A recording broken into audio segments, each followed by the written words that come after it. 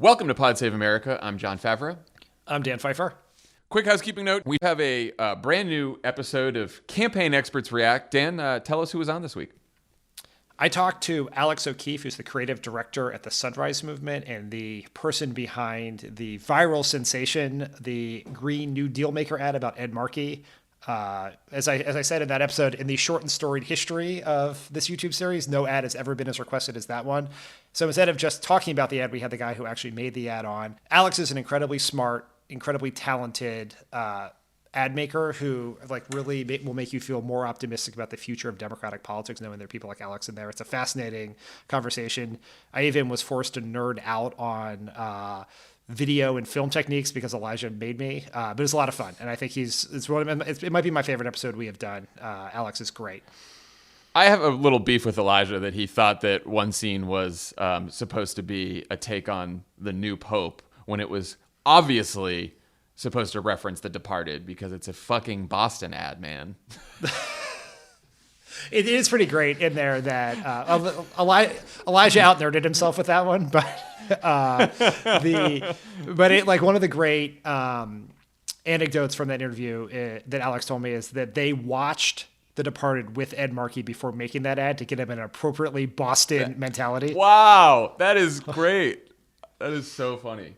One of my favorite movies. No surprise there. I mean, you were required to say. I know, but it's sip true. And dunk in with your Red Sox cap on. But it's true. Let's get to the news.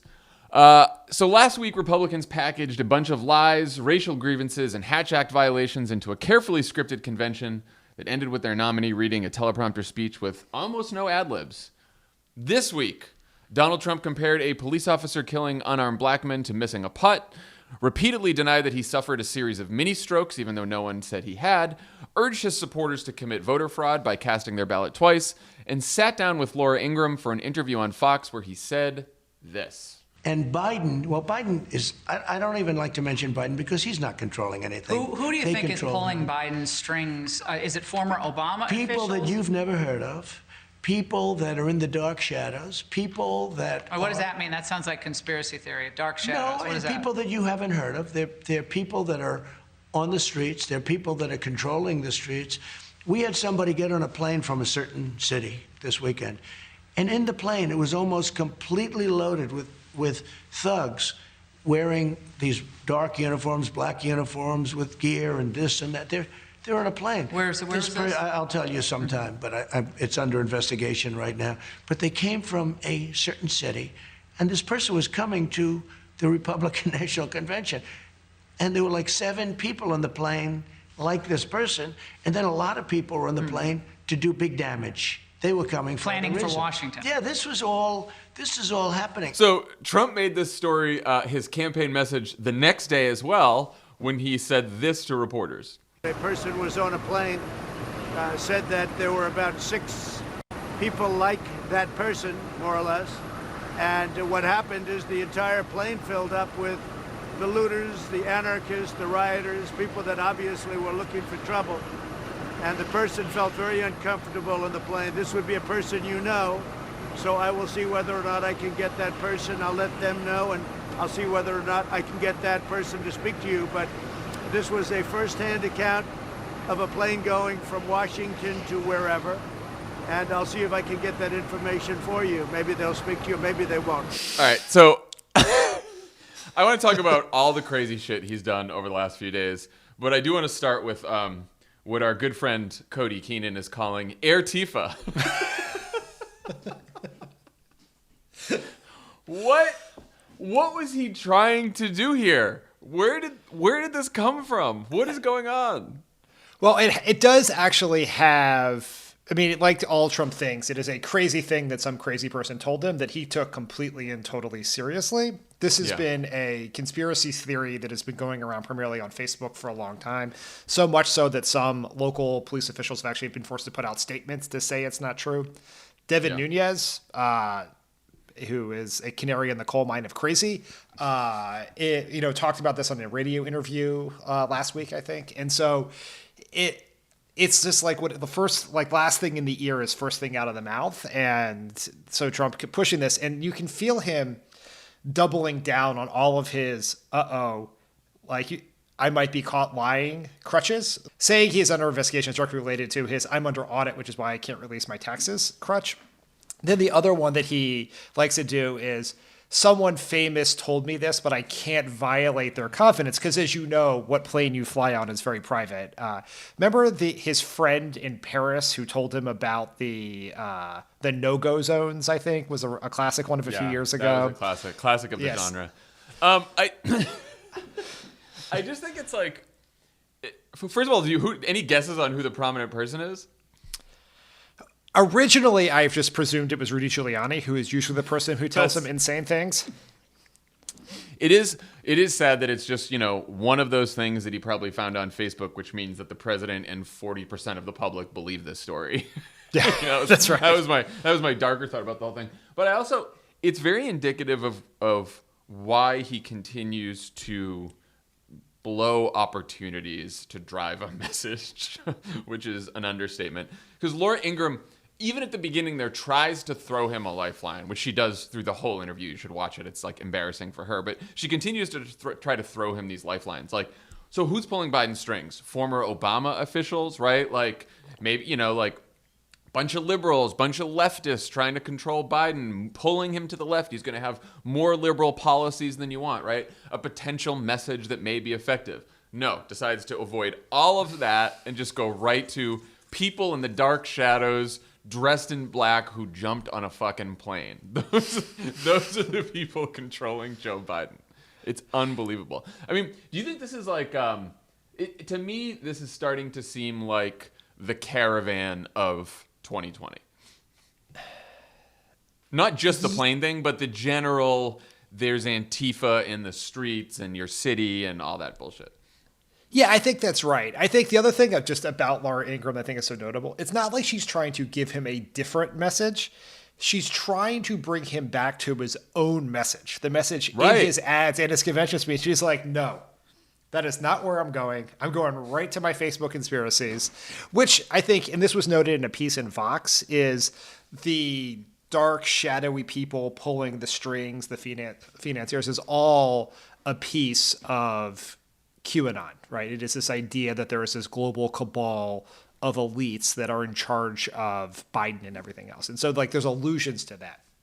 But to answer your question, Donald Trump has been unable to find a way to vilify Joe Biden. So he's looking for anything and everything he possibly can to scare people. And so he's just like running through a menu of things, and he's been unable to do it. Just like with the caravan, it is very hard to make people care about something that is not real and is certainly secondary to the very real concerns they have about very real threats and very real dangers.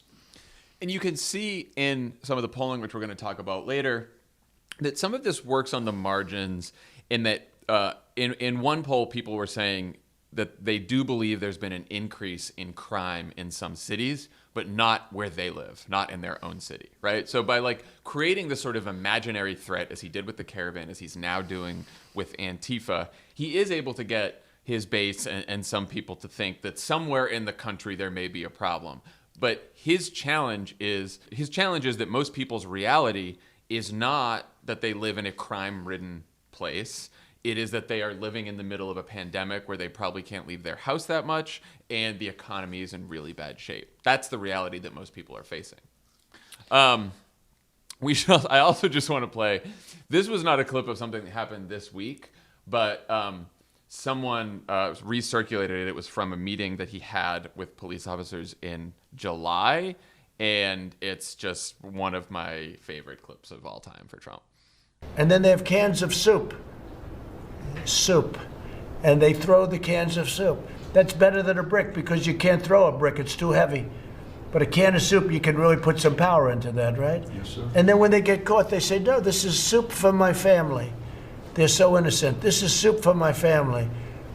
It's incredible. And you have people coming over with bags of soup, big bags of soup, and they lay it on the ground, and the anarchists take it and they start throwing it at our cops, at our police. And if it hits you, that's worse than a brick because it's got force. It's the perfect size. It's like made perfect. And when they get caught, they say, no, this is just soup for my family. And then the media says, this is just soup. These people are very, very innocent. They're innocent people. These are just protesters. Isn't it wonderful to allow protesting? Soup for my family. It's just soup for my family. Why did that come back up yesterday? I don't know. A bunch of people started circulating because I mean, it is part of this sort of another completely imaginary story. Someone probably told them that someone got hit with a soup can once, right? Like that. There's always like a kernel of truth to these, right? Like someone probably got hit with a soup can. And now there's just like Antifa members just, running around with big bags of soup. And then when they get... they get caught, they say, it's soup for my family. Soup for my family.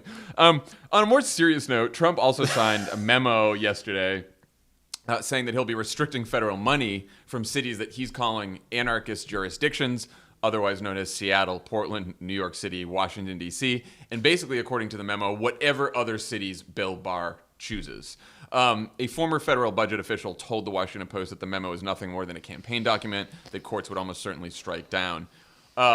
Is this another weak attempt to appear strong? Yeah, it's to your message box point. You're now famous message box. Yes, it is. Yeah, once again, Trump, as our friend David Axelrod used to say, he rolls out the big cannon, and out comes a little flag that says "POW."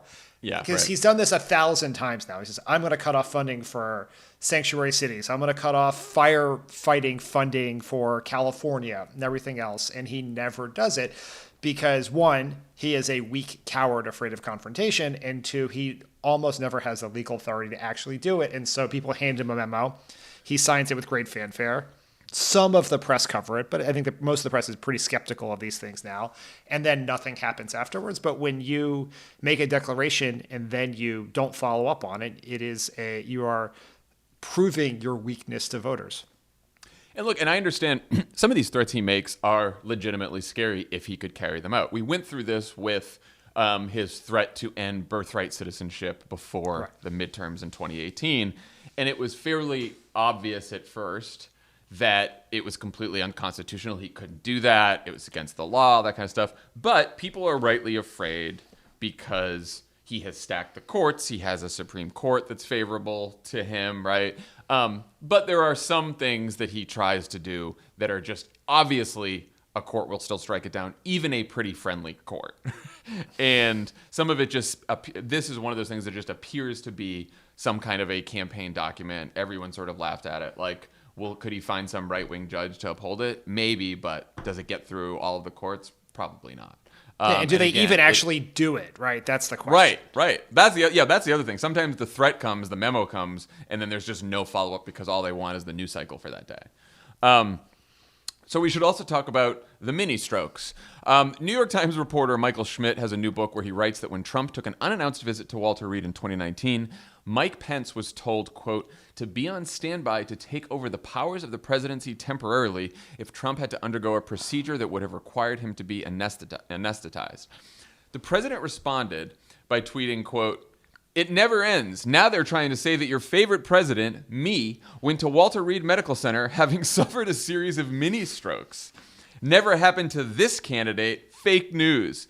Trump then repeated the same denial unprompted multiple times throughout the day until the White House physician put out a statement also denying that Trump suffered a series of mini strokes, an assertion that wasn't made in Schmidt's book or reported by any reputable news outlets. Where do you think this came from? Like, what the hell is going on with him? Why volunteer the mini strokes denial? I mean, he's clear, like, to go to like put some context this, as you mentioned, in November of last year, which was approximately 10,000 years ago, Trump made this mysterious unannounced visit to Walter Reed. It happened somewhat suddenly. There have been rumors spreading about what it meant for a very long time.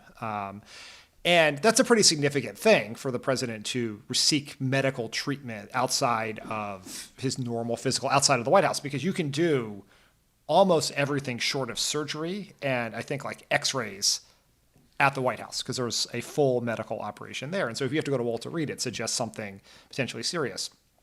It is like the most Trump thing, which is to be like, hey, do you hear this damaging thing that only a few people know?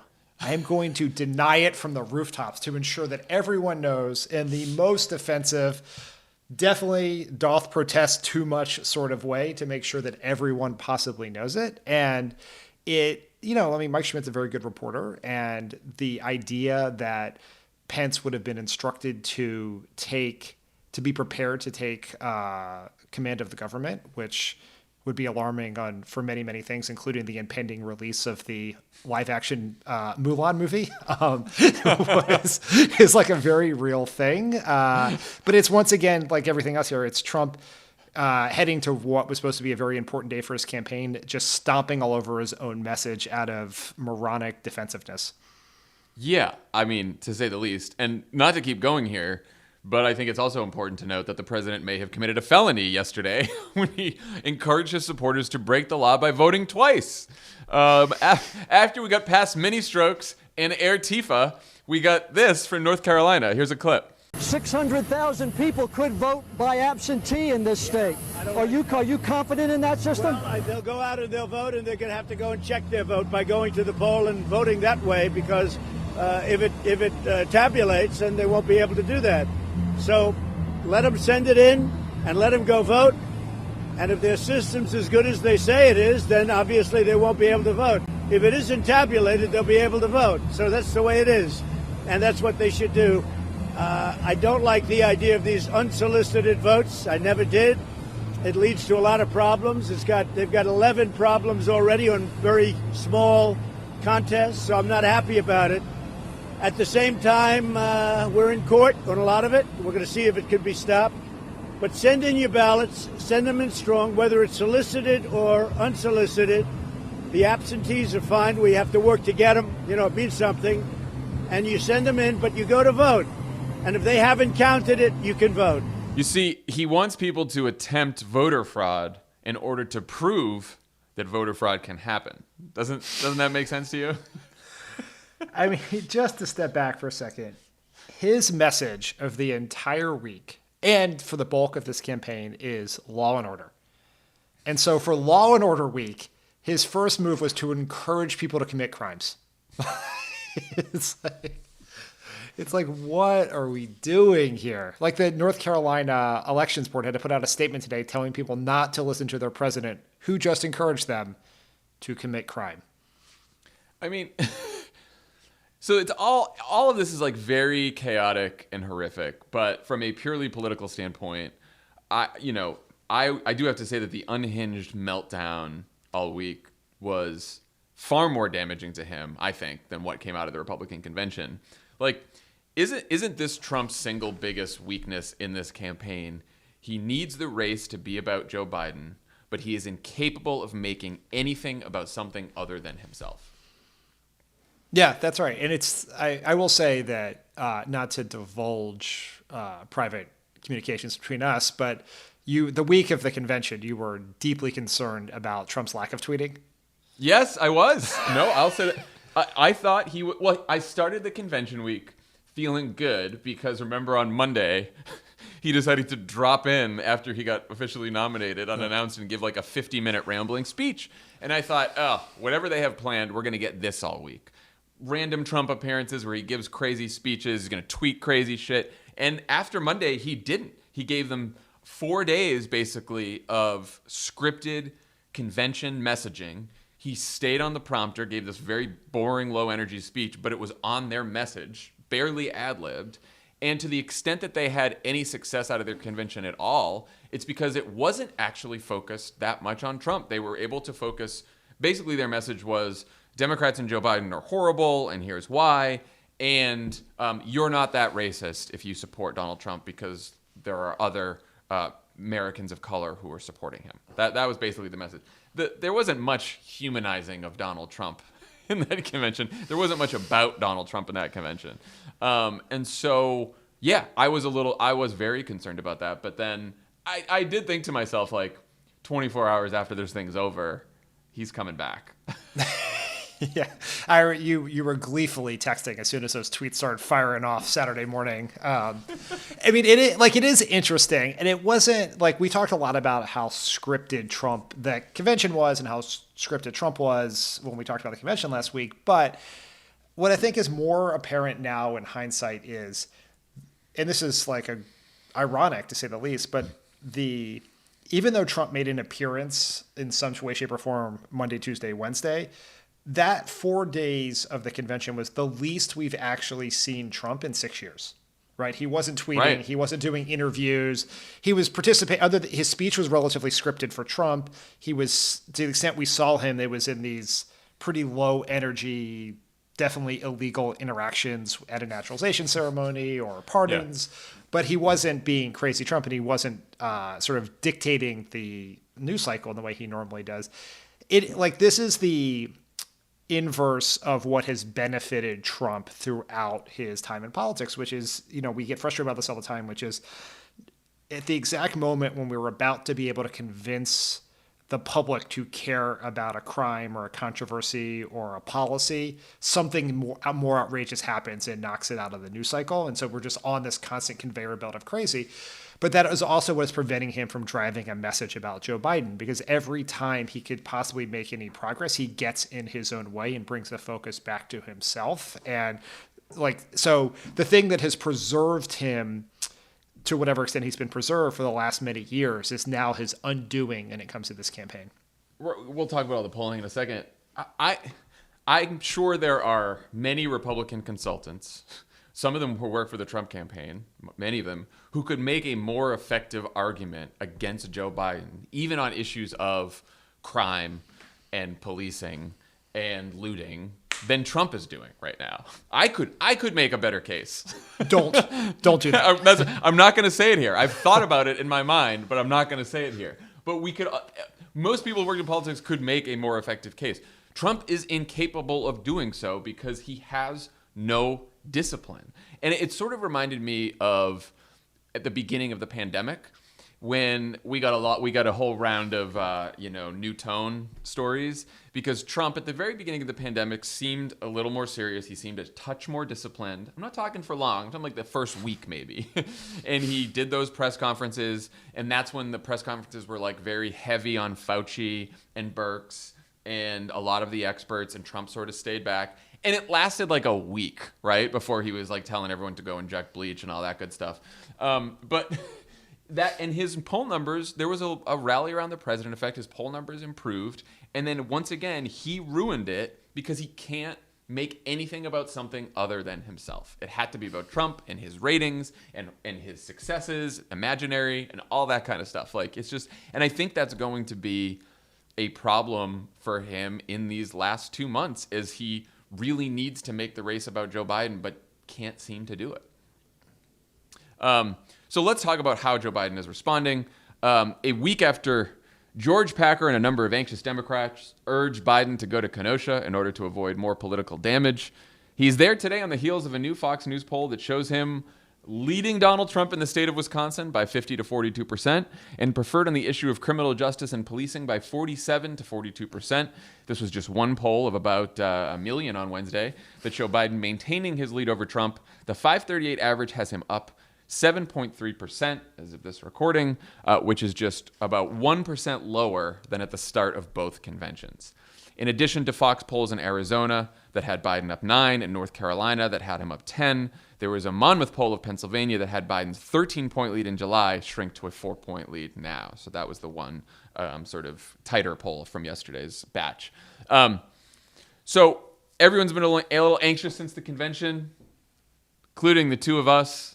Certainly me, I'll admit it. Even normally calm and rational observers like you and I, every once in a while, usually very chill about everything. Now that you've seen all these polls, how do you feel overall? I guess if the question was, do I feel better, worse, or the same? I think I feel the same.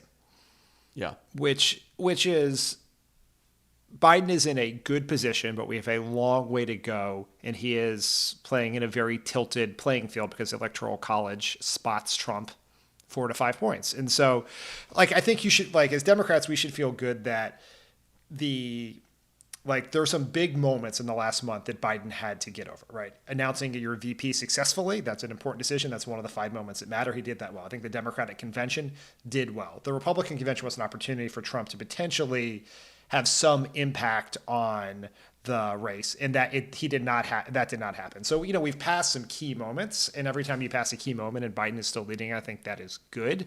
But we say there are 5 moments that matter, but the debates matter so much more than anything else. It's just as a point of perspective, like 25 to 30 million people will watch the biggest nights of the convention, and 84 million people watched the first debate in 2016. That number could be much higher this time, given the fact that large portions of the country are not allowed to leave their homes on the night of the debate. So, there's a lot of road to travel here. I made my reasons I'm feeling good, reasons I'm worried list. Just thought I'd be really honest. Okay. So, reasons I feel good. It's an incredibly steady race with very little movement in the polling averages. I mean, one of the steadier presidential races that we have seen, right? Like the margin has moved between like 6 and 9 points for several months, almost since the beginning of the pandemic. Impressions of Donald Trump have changed very little since the beginning of his presidency.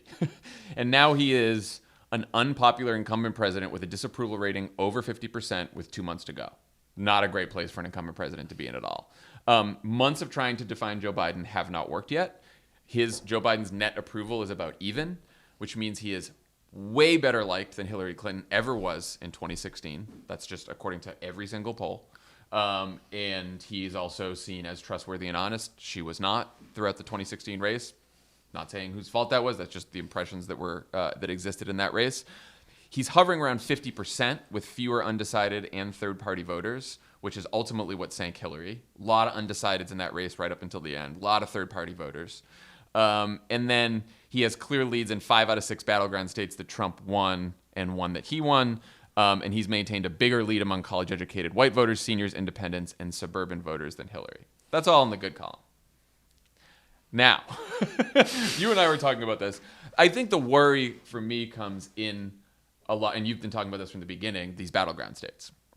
Because now the battleground states, his leads are about getting to like 3 to 4 to 5 points, which means that they're like one average normal polling error away from losing that state, right? Like, I mean, you and I were talking about this yesterday, but like the thing that keeps me up at night is even in 2018 in the midterms, Democrats won the national popular vote, which is not really a thing in the midterms, but the national vote was 8 points.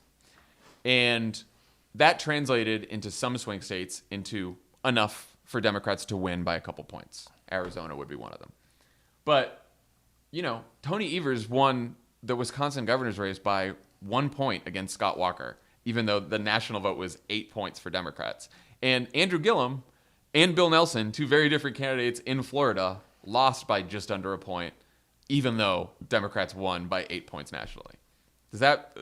Should I be worried about that?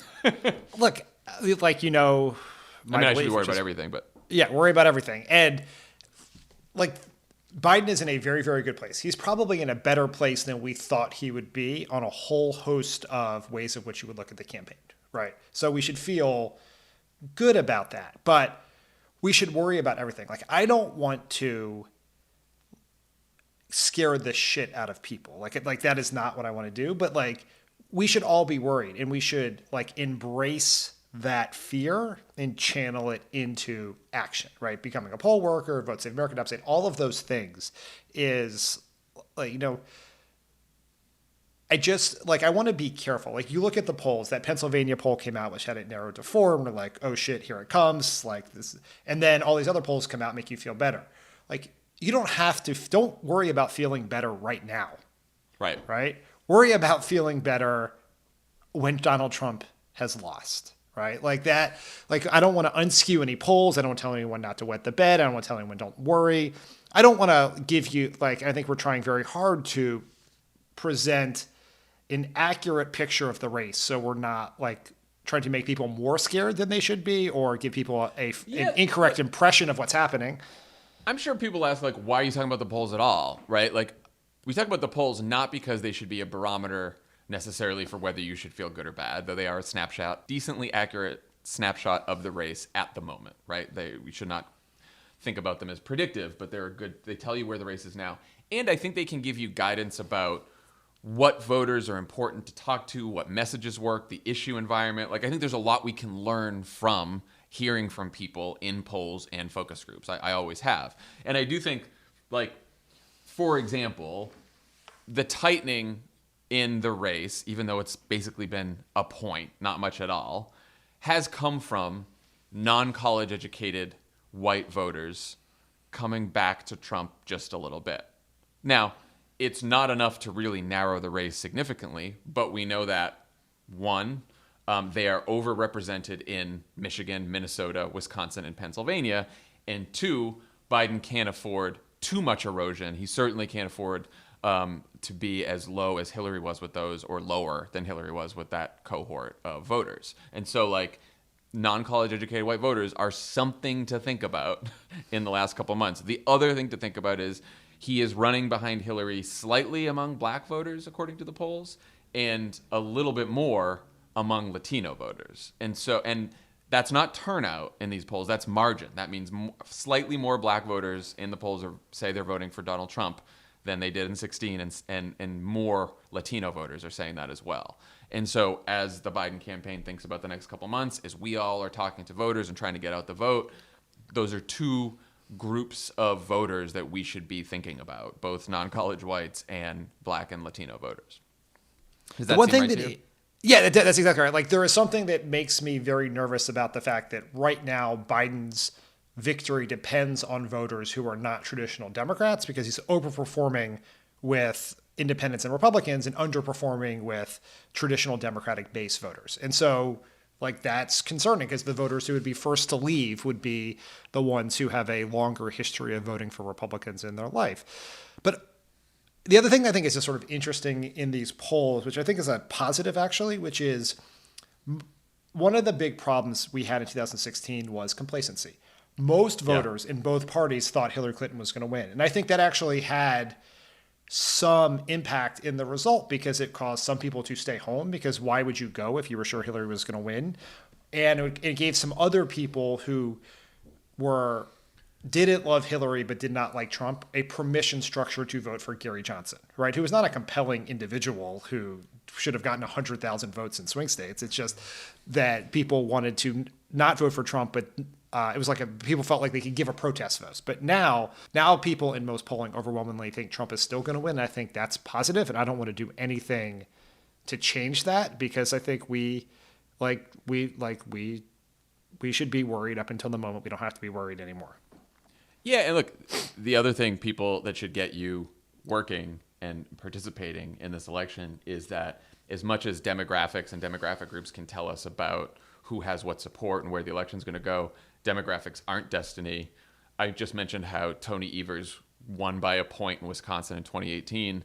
In that same election, Tammy Baldwin, a progressive, Medicare for all supporting lesbian senator, won by 11 points, which means that in Wisconsin in 2018, there was a significant cohort of voters who voted for Tammy Baldwin and Scott Walker. Right? Like, there are people, like, voters are weird. They are complicated. They think different things. Same thing, Pennsylvania, which, seems closer in the polling now. Bob Casey and Tom Wolf, Senator and Governor of Pennsylvania, Democratic candidates, won by double digits in 2018. But Donald Trump won it in 2016, and now it's, for about average of 4 points right now in the polls. So there are voters who can be persuaded. It is not all turnout.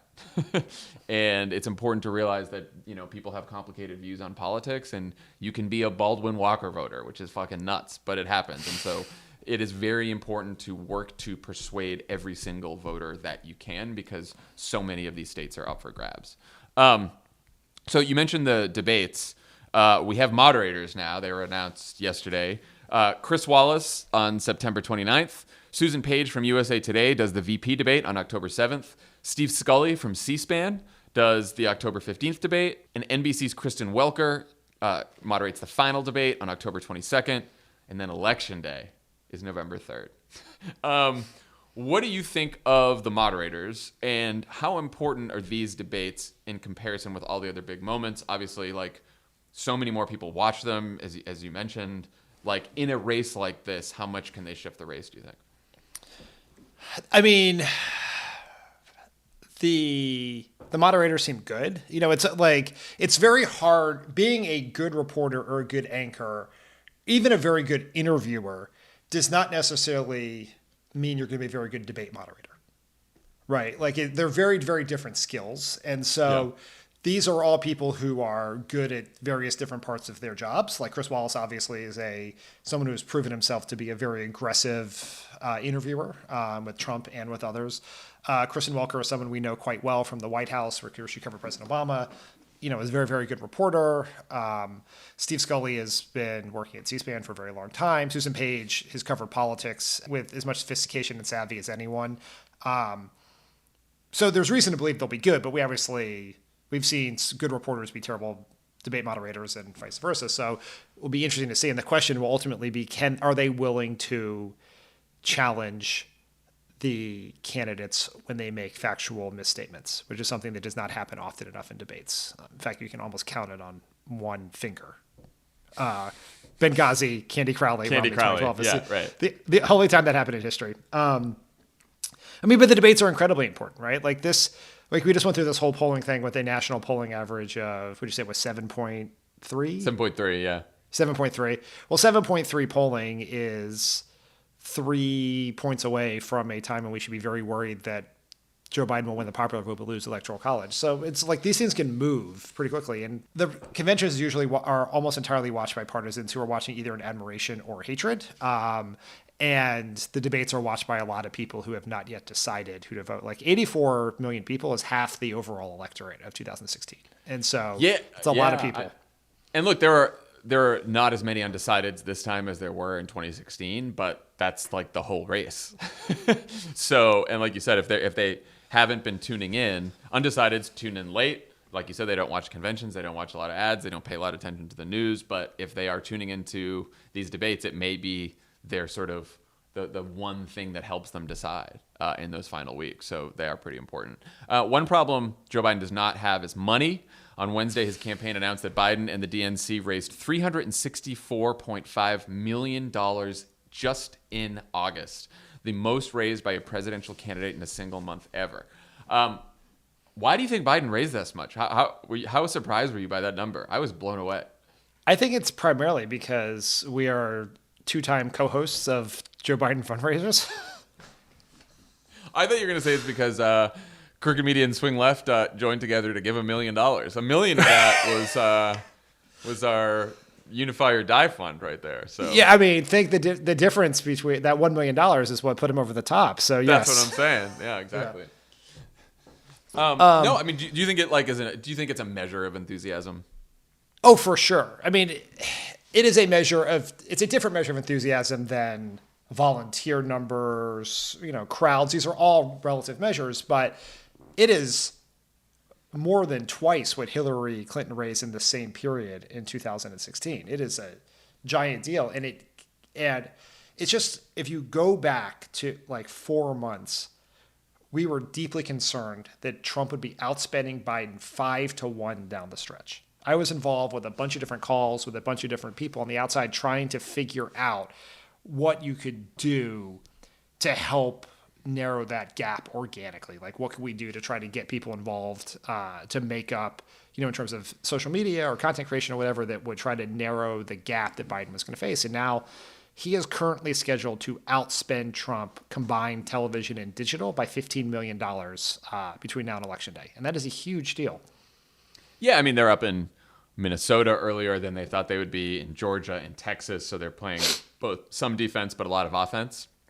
They're mostly in Trump states. Just today, there's a 60-second ad they're running in all the battlegrounds about Biden's COVID plan that is just taken right from his convention speech, which is interesting. And then a 30-second ad about how Trump's plan, his stupid payroll tax plan, would leave the Social Security Trust Fund depleted. So Trump cutting Social Security. I was tweeting about this. It reminded me a little bit of 2018 when the media coverage and Trump were focused on the caravan, but Democrats were just running ads about healthcare all the time.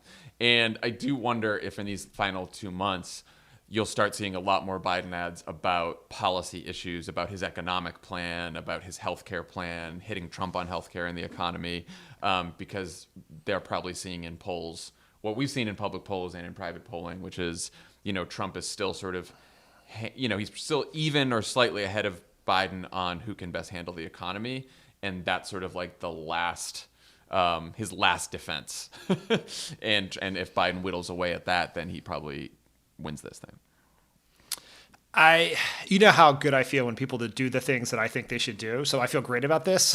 Of course, because, like we've talked about this many times, but you have to think about the speeches you give, the press events you have as a piece of content that you then find means by which to put it in front of the voters who do not watch news coverage on a regular basis. So we saw this with the convention speech. We saw this with Biden's speech in Pittsburgh about Trump's weakness and how Trump has fanned the flames of violence, is that the Biden campaign is taking the things he's doing, which are, they're getting good press coverage by the measure of press coverage, but they know that the undecided swing voters we talk about are not consuming that coverage, and they're paying to put it in front of them with television digital ads because they have the resources to do it.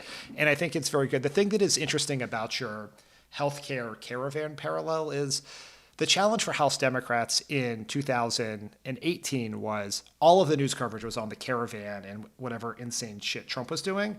And there was no possible way to get press coverage on healthcare because it was an issue that had sort of, you were telling people what had happened in the past and what might happen in the future. And it was not something that's happening right now.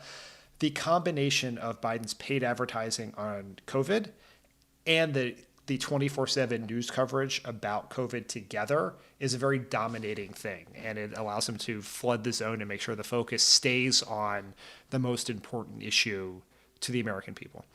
Well, I was just say, the one part we left out of our polling discussion is probably the most useful part of all this polling, which is it gives you a picture of not just the horse race, but the issue environment. And, in the latest Navigator poll, 61% of Americans say the pandemic is the most important issue to focus on. 48% said jobs and economy. Race relations is at 23%. Violent crime, bottom of the list with just 18%. So again, after this whole discussion about sort of crime and law and order and all this bullshit, there was a drop in support for Black Lives Matter and for protests in general, mainly among whites and especially Republican whites, but they are still popular overall. And no one trusts Trump on any of these issues, whether it's race relations, obviously, policing, crime.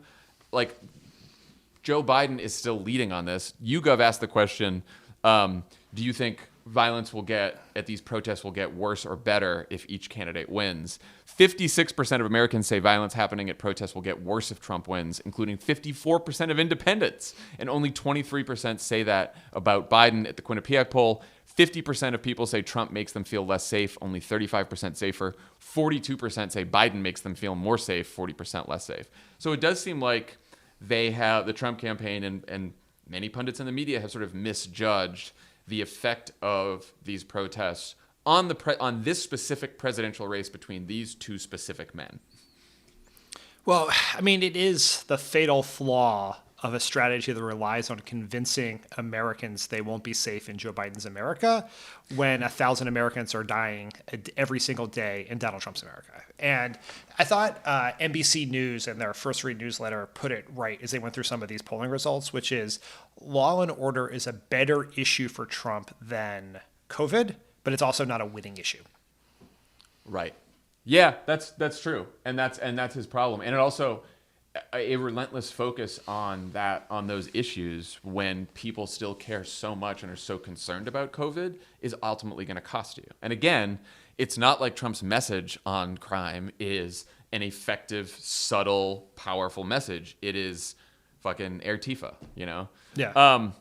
So one last question for you, because I noticed this news this morning. Facebook said that they're banning all political ads the week before the election. How do you feel about that?